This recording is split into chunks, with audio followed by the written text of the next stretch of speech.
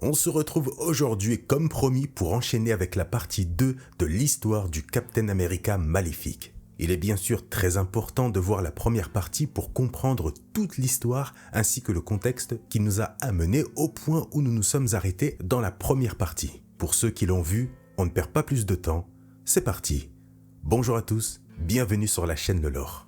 Alors que Steve est enfin parvenu à prendre le contrôle du pays en éliminant presque tous les héros, plaçant ainsi Hydra à la tête des États-Unis, le pays tout entier adopte progressivement les coutumes et les règles imposées par Hydra que Steve a établies en contraignant la population à ingérer une substance dissoute dans les réserves d'eau nationales afin de les rendre plus dociles.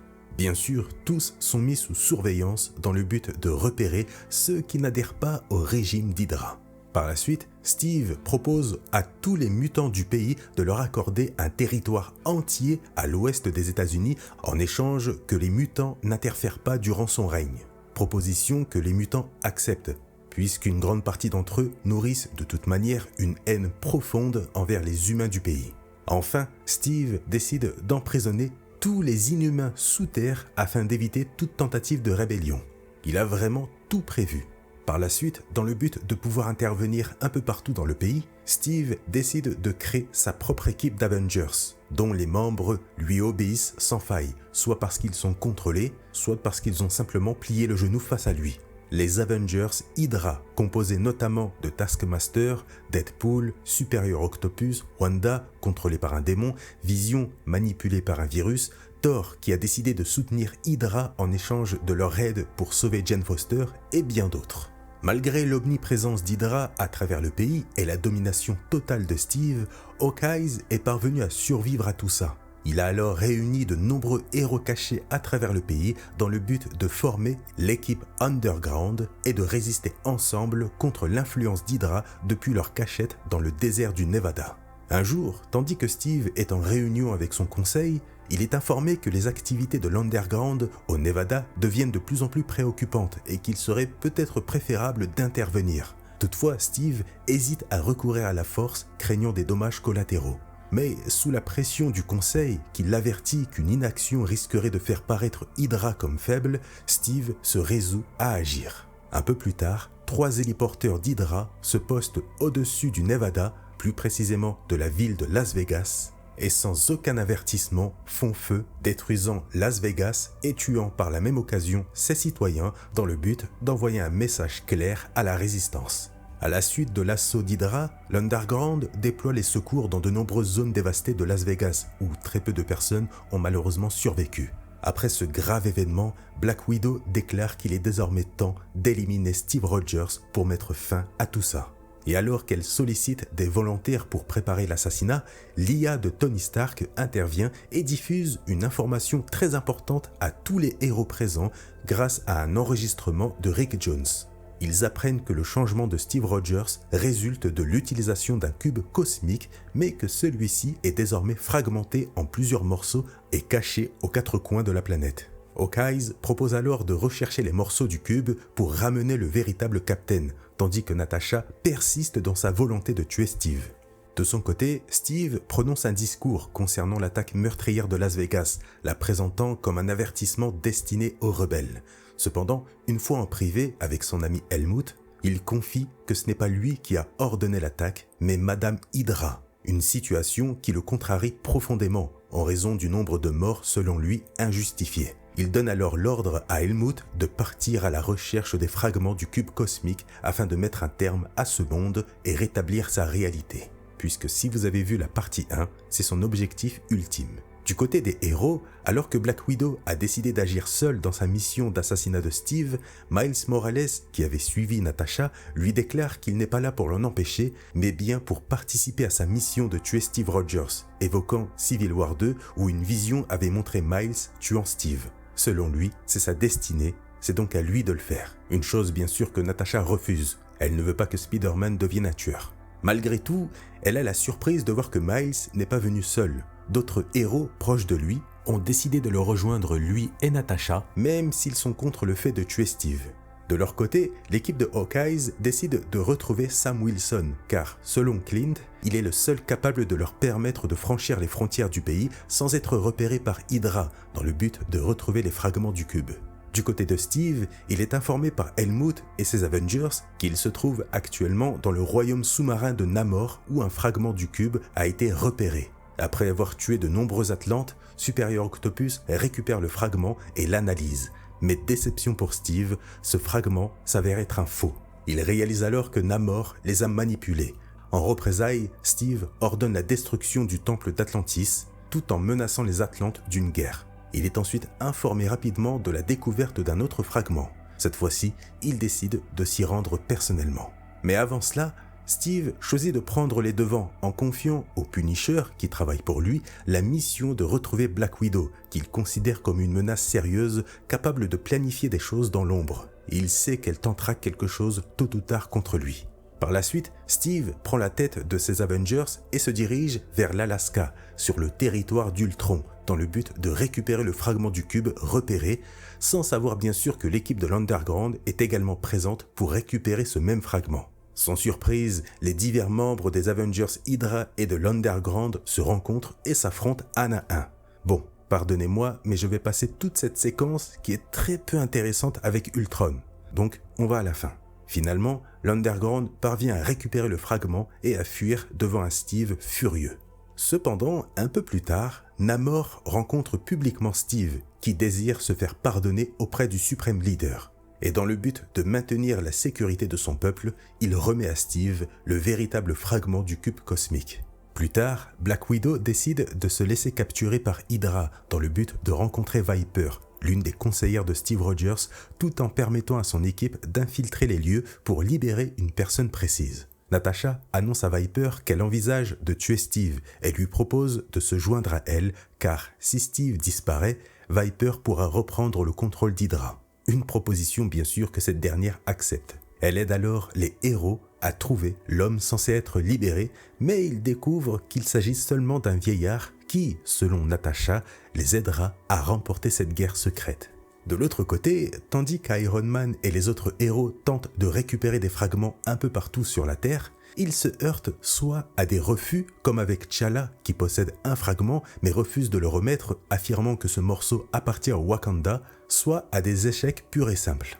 Du côté de Steve, ce dernier a donné rendez-vous au mutant Hank McCoy, l'un des représentants de New Titan, le territoire que Steve a accordé aux mutants afin qu'ils puissent vivre de leur côté. Steve ne passe pas par 4 chemins et annonce aux fauves qu'il sait qu'un fragment du cube se trouve parmi les mutants et qu'il désire naturellement le récupérer. Le fauve fait semblant de ne pas comprendre, mais Steve sait qu'il est parfaitement conscient de ce dont il parle. Il menace alors subtilement Hank, lui rappelant son geste de bonté envers les mutants, tout en soulignant qu'il pourrait facilement les anéantir en prenant le marteau de Thor. Il décide ensuite de laisser Hank méditer seul afin de déterminer si les mutants remettront l'éclat sans résistance ou si Steve devra le prendre par la force. Mais ce n'est pas tout pour le suprême leader, puisque Hydra est parvenu à localiser précisément la cache de l'Underground. Steve ne perd pas de temps et décide d'attaquer leur base. Mais lors de l'attaque, constatant les défenses naturelles de la base qui protègent les héros, Steve choisit de libérer une arme qu'il garde secrète depuis un certain temps. Bruce Banner, mais surtout Hulk. Une surprise bien sûr, puisque Bruce était censé être mort durant la Civil War 2. Steve tente alors de convaincre Bruce Banner de rejoindre sa cause pour le temps qu'il lui reste. Sans plus de précision, on sait seulement que Banner a été ressuscité, mais que sa condition se dégrade rapidement. Pendant ce temps, l'attaque se poursuit à l'extérieur avec les Avengers Hydra qui tentent de briser les défenses. Les héros commencent alors à se demander comment Hydra a pu les localiser. Rapidement, chacun se suspecte qu'un espion d'Hydra se cache parmi eux. Et alors que les disputes fusent, de manière surprenante, Ant-Man avoue ouvertement être l'espion d'Hydra. Que de surprises! Toujours à bord de l'héliporteur, Steve tente de convaincre Bruce de le rejoindre, soulignant que ce sont les super-héros qui ont causé sa mort. Mais Banner refuse catégoriquement de se rallier à Hydra. C'est alors que Steve répond qu'il ne parle pas à lui depuis tout à l'heure, mais à celui qui sommeille en lui, prêt à ressurgir. Vous savez de qui je parle. Du côté de l'Underground, plus bas, Naturellement, tous s'en prennent à Ant-Man pour sa trahison. Ce dernier explique alors qu'Hydra l'a contraint à devenir leur espion, exerçant une pression sur lui en menaçant sa fille, Cassie Lang. Mais avant que la discussion ne se termine, la base est entièrement percée par l'arrivée du puissant Hulk qui se déchaîne. La voie désormais dégagée, les troupes d'Hydra s'infiltrent dans la base, tandis que Hulk fait un carnage en détruisant et tuant tout sur son passage. La chose tente de le combattre pour gagner du temps afin d'évacuer le plus de civils possible, mais elle se fait rapidement écraser par le géant de jade qui ne retient aucun de ses coups. Malgré tout, la plupart des héros parviennent finalement à fuir la base accompagnés de nombreux civils, mais se retrouvent face à Thor. Bien qu'allié à Hydra, Thor laisse les héros partir, ne souhaitant pas attaquer ses anciens compagnons ni des civils. Malgré l'évacuation, une seule personne est restée dans la base, Tony, ou plutôt l'IA de Tony, pour récupérer le fragment du cube. Cependant, il est surpris par Steve qui a déjà récupéré le fragment. Les deux décident alors de s'affronter, revivant ainsi les sombres heures de la première Civil War. Parallèlement, juste au-dessus, la résurrection temporaire de Hulk prend fin et se décompose littéralement sur place. En tombant, il fait effondrer le plafond sur Steve et Tony juste en dessous. Captain se relève alors rapidement pour en finir avec Tony, mais ce dernier active un dispositif d'autodestruction d'urgence. Dans le vaisseau mère, sentant le danger, Madame Hydra se précipite dans la base vers Steve et, dans un dernier geste, utilise ses pouvoirs pour le téléporter loin d'ici et finit malheureusement englouti par l'immense explosion déclenchée par Tony, la tuant elle ainsi que de nombreuses personnes. Du côté de Black Widow et de son équipe, qui sont dans un autre état, elle apprend par radio que la base de l'Underground a été détruite et qu'il n'y a aucun survivant. Attristée par la mort présumée de ses alliés, elle décide d'informer les héros présents qu'Hydra a triomphé et que leurs compagnons ont échoué. Il est donc temps de mettre son plan en marche. Ils tueront Steve Rogers demain. Plus tard, Steve, peiné par la mort d'Elisa, se ressaisit malgré tout et se prépare à prononcer un discours public sur la place du Capitole. Il annonce sans réserve qu'Hydra renforcera sa présence dans le pays en imposant désormais des restrictions sur les médias et Internet et qu'un couvre-feu national sera instauré. Bien sûr, Natasha est également présente sur les lieux avec les héros. Mais avant que l'attaque ne commence, elle leur révèle que le vieil homme qu'ils avaient sauvé plus tôt est en réalité un inhumain nommé Mosaïque, doté de la capacité de prendre le contrôle de n'importe quel corps. Hydra l'avait enfermé dans le corps d'un vieillard pour le piéger à jamais. Cependant, une fois libéré par Natasha, il prend possession des corps de nombreux soldats d'Hydra, les forçant à se retourner les uns contre les autres, initiant ainsi l'attaque prévue par Black Widow, qui est postée à un endroit stratégique avec un fusil de précision pour éliminer Steve. Mais elle est rapidement surprise par un attaquant mystérieux qui se révèle être le Punisher. Et alors que les deux s'affrontent violemment, Natasha cherche à comprendre pourquoi Frank a rejoint Steve. Il répond alors qu'en échange de travailler pour lui, Steve lui a promis une armée sous ses ordres pour éliminer complètement le crime du pays. Cependant, Natasha parvient finalement à vaincre Frank sans bien sûr le tuer. Et alors qu'elle reprend son arme pour éliminer Steve, elle aperçoit dans le viseur une présence qu'elle souhaitait éviter à tout prix. Miles Morales, qui fait son apparition face à Steve, cherchant à réaliser la vision qui le hante depuis l'événement de la Civil War 2. Ne souhaitant pas que Spider-Man devienne un tueur, Natasha se précipite sur les marches du Capitole pour les rejoindre de peur que Miles soit tué. Elle s'interpose alors sans aucune hésitation entre les deux et reçoit un violent coup de bouclier directement dans la nuque, ce qui la tue instantanément. Je trouve que la scène est vraiment violente visuellement. Foudrage, suite à la mort de Natasha, Miles attaque violemment Steve. Sa force est telle qu'il brise littéralement le bouclier du Capitaine à main nue avant de le massacrer uniquement avec des coups de poing, tandis que Steve, dans l'incapacité de se défendre, subit l'assaut. Après avoir compris qu'il devait tuer Captain America pour réaliser ce qu'il avait vu dans la vision, il prend conscience de ses actions et décide de reproduire la scène en l'empalant sur un débris. Mais avant que cela ne se produise, il est stoppé par la guêpe qui tente de le dissuader de commettre cet acte en mémoire de Black Widow qui ne voulait pas que Spider-Man devienne un tueur. Après réflexion et à contre-cœur, Miles finit par accepter et relâche Steve. Cependant, tous sont rapidement capturés par Hydra, tandis que Steve, lui, est escorté dans son vaisseau mère. Peu après, à bord de son vaisseau et accompagné de Sharon Carter, à qui il se confie fréquemment, Steve avoue qu'il perd le contrôle de la situation. Et bien qu'il était prêt à l'origine à faire quelques sacrifices, voir des êtres chers à ses yeux mourir, des compagnons, il avoue que c'est une chose qu'il ne peut plus accepter.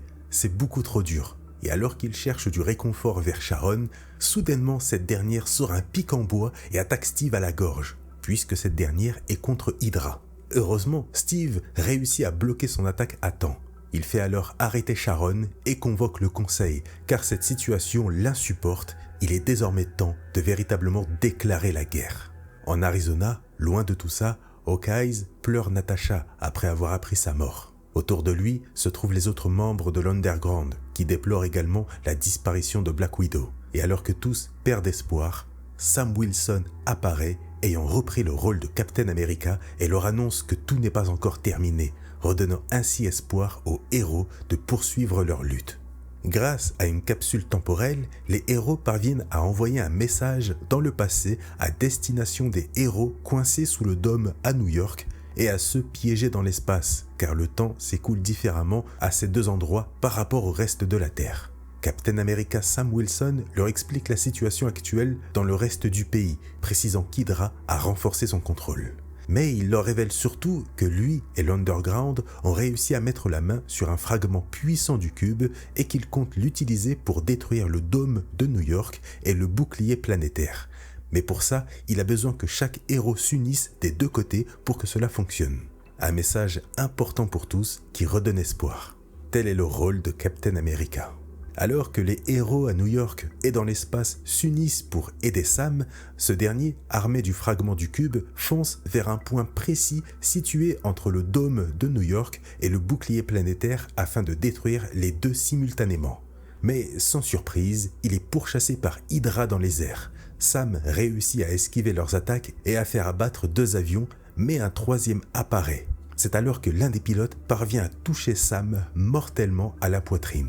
Le héros chute violemment et inconscient dans l'eau.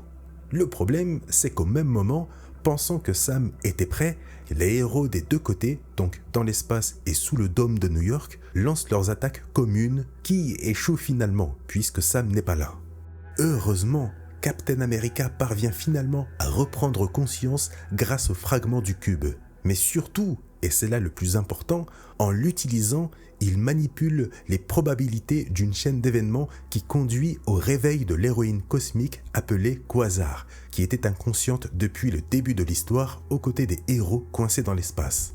En gros, lorsque Sam a utilisé le fragment, ça a réveillé Quasar. Et grâce à sa puissance cosmique, elle parvient enfin à détruire le bouclier planétaire, libérant tous les héros cosmiques qui étaient coincés. Pendant ce temps, sur Terre, une partie de l'Underground infiltre une prison pour libérer les héros emprisonnés par Hydra. Maria Hill s'infiltre alors de son côté et découvre l'homme responsable de la création du dôme obscur sur New York. Connaissant son implication dans cet événement, elle décide alors sans aucune hésitation de lui mettre une balle dans la tête, libérant enfin New York de l'emprise du dôme.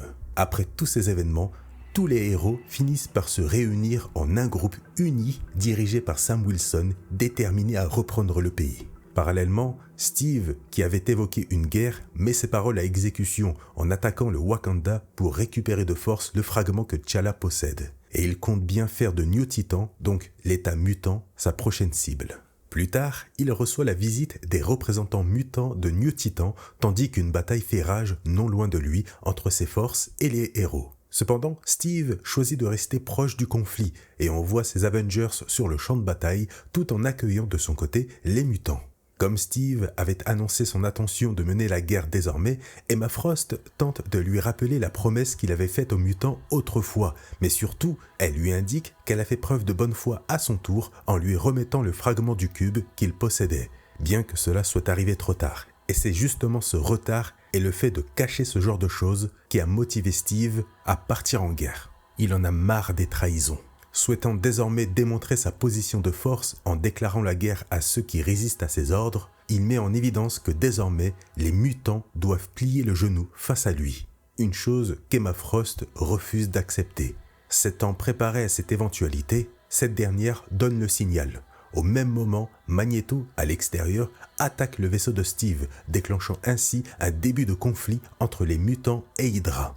Mais au même instant, le conseiller Armin Zola extrait Steve du combat et le prévient qu'il dispose désormais de suffisamment de fragments pour en faire une arme particulièrement puissante que Steve va pouvoir utiliser.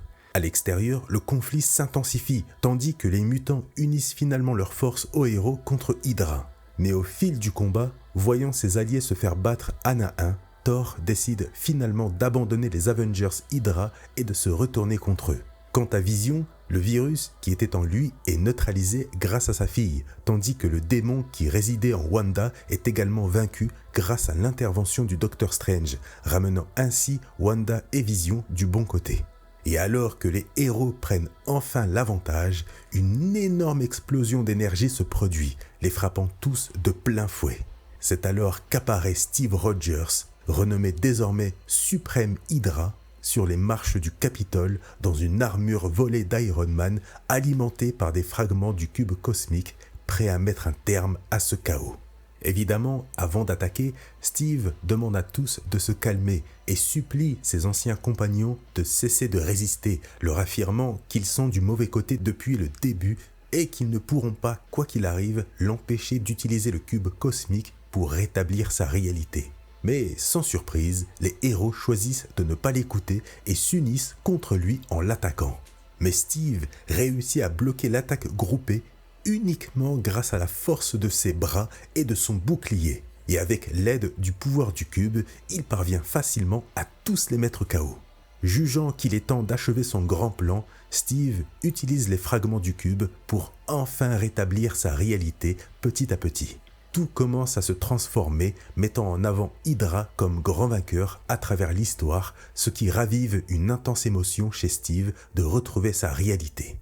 Au même moment, Captain America apparaît avec le dernier fragment du cube, celui qui permettrait à Steve de compléter sa réalité. Pensant que Sam va l'utiliser contre lui, Steve est surpris de voir au contraire que ce dernier s'agenouille devant lui tout en lui jurant allégeance et en lui remettant le dernier fragment. Sam était-il en réalité avec Hydra depuis le début?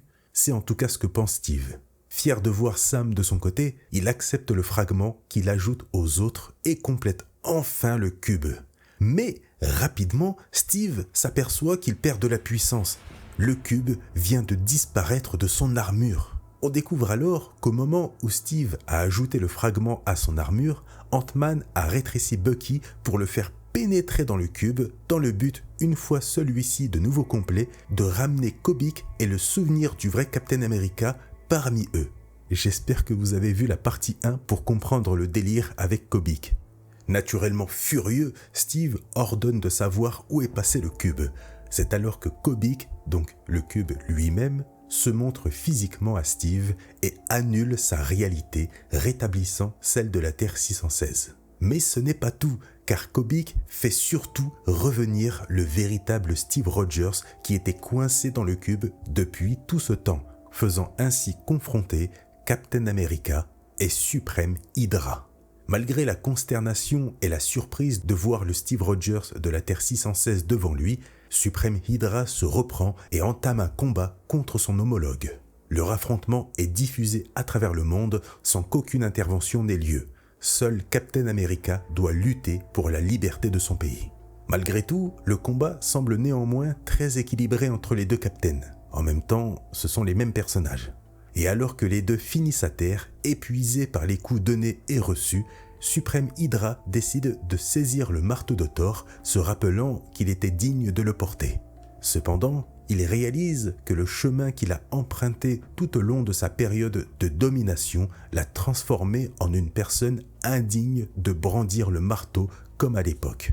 Captain America décide alors à son tour de soulever le marteau, ce qu'il parvient à faire, démontrant ainsi que sa détermination et son objectif font de lui une personne digne de ce pouvoir.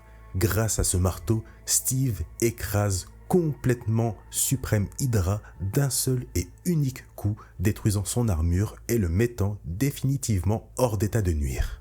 Témoignant de la victoire de Steve, Kobik choisit d'utiliser ses pouvoirs pour effacer le passé de l'univers de Captain Hydra pour éviter que ça se reproduise, puis réunit tous les héros afin de célébrer la victoire et le retour du véritable Captain America. Une victoire malheureusement douce amère, puisque le pays a énormément subi et doit être reconstruit, mais surtout, les morts tels que Black Widow doivent être pleurés. Un peu plus tard, de son côté, Supreme Hydra est finalement enfermé dans une prison secrète de haute sécurité où il devrait y rester pendant de longues années. Cependant, sur place, il découvre qu'un des gardiens possède toujours son allégeance envers Hydra et donc envers lui. Mais ça, c'est un autre récit. C'était l'histoire complète de Captain Hydra. C'était long, c'était compliqué, mais je suis vraiment très content d'avoir pu vous produire 2 vidéos complètes sur ce personnage excellent. N'oubliez pas le petit like, ça récompense vraiment le travail fourni durant cette vidéo et durant l'autre aussi. Le commentaire pour me donner votre avis sur ce personnage et sur l'histoire en général.